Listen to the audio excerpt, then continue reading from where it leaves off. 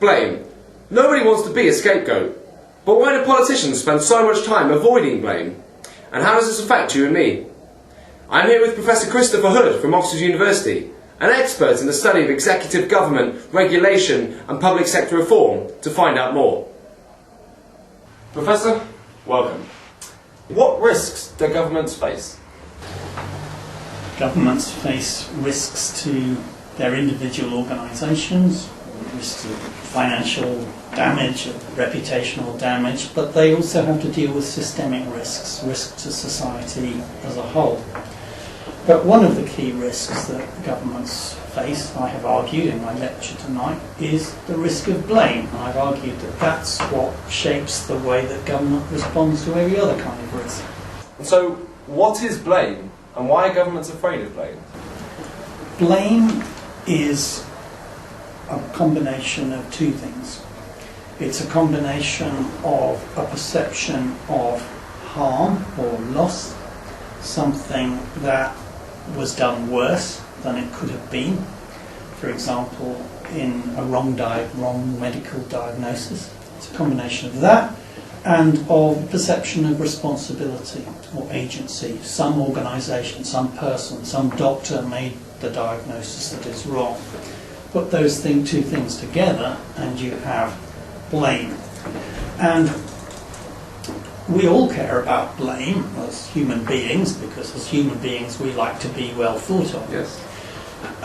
Ordinarily, human beings like that. But governments care about it over and above that normal human tendency, because they have to get re-elected, and because negative things that government does, negative effects on its reputation, can play badly in terms of electoral prospects, and can also play badly on the career prospects of those who work in government. Many people I've talked to who work in government will say that if they do something well, they get a 0.1% extra piece of growth in national product or something.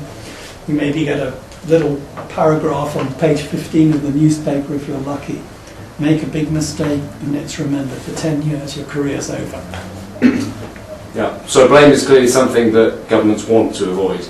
Well, I've argued that there is a logic in blame avoidance for those who wish to be re-elected and for those who wish to prosper in the appointed offices of government, in bureaucracies and organisations of government. Okay, and so with that, what type of steps can a government take to avoid blame? Well, I've argued in my lecture tonight that there are three main kinds of approaches that governments take. One is by what I called presentational strategies, altering people's perception of harm or responsibility. We've all heard of spin doctoring, a word that was coined in the 1980s. It doesn't go back further than that, and that means framing people's perceptions of harm or responsibility.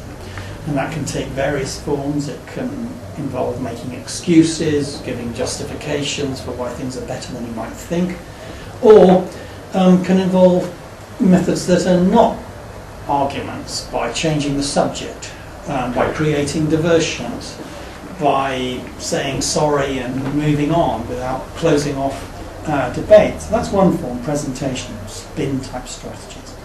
A second one is what I've called in my lecture tonight agency strategies. That means organising the offices of government, the organisation chart, if you like, in such a way as to minimise exposure to blame. For example, if you operate through delegation, you delegate responsibilities away from ministers, as has happened, for example, in this country after the release of foreign prisoners scandal in 2006, which caused the Home Secretary to resign. Very soon after that, a separate agency was handled outside the direct control of ministers to handle that issue. Yeah. That's a delegation tactic. But Agency strategies can also work, for example, through partnership structures, having lots of organisations rather than one, as with, say, Olympic Games. Or they can work by constantly reorganising the furniture so that there's no stable structure of responsibility. Then my third element is what I call policy strategies. And by that I mean the way things are done, the standard operating routines, the processes of organisations. And in my lecture, I drew the analogy with the practice of medicine, where the term defensive medicine has come into use in the United States and in other countries like this one as well since the late 1960s. And that denotes practicing medicine in such a way as to minimise the risk of being involved in malpractice suits or being hauled up before the GMC, etc. So those were the three types of blame avoidance that I talked about in my lecture tonight. So is blame avoidance wrong, and can it ever be a benefit to society? Well, I argued in my lecture tonight that blame games and blame avoidance all get a bad press. Yeah. You can it's common to blame blame, if you like, to say that blame cultures are bad, that we need to get away from blame cultures to some kind of other world. But what I tried to argue tonight was that blame can perform positive social functions. It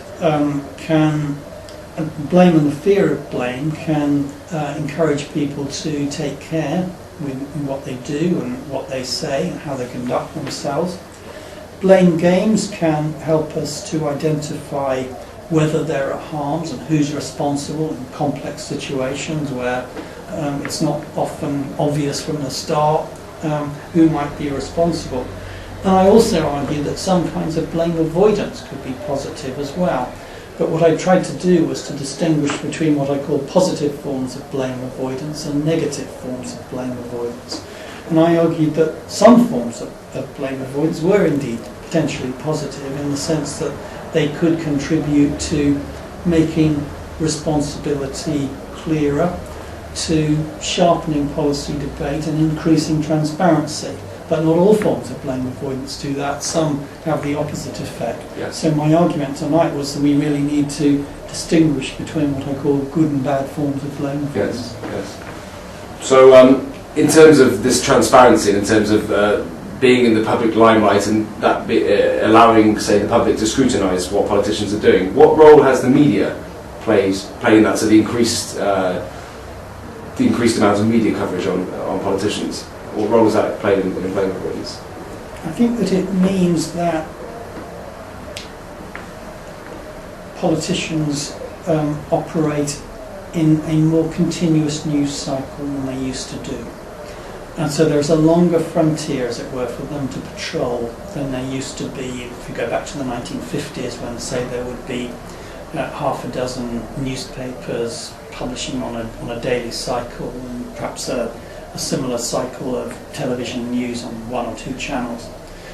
When you've got a world of many more media outlets, it's much harder to control the press in the way that once might have been possible. Yes.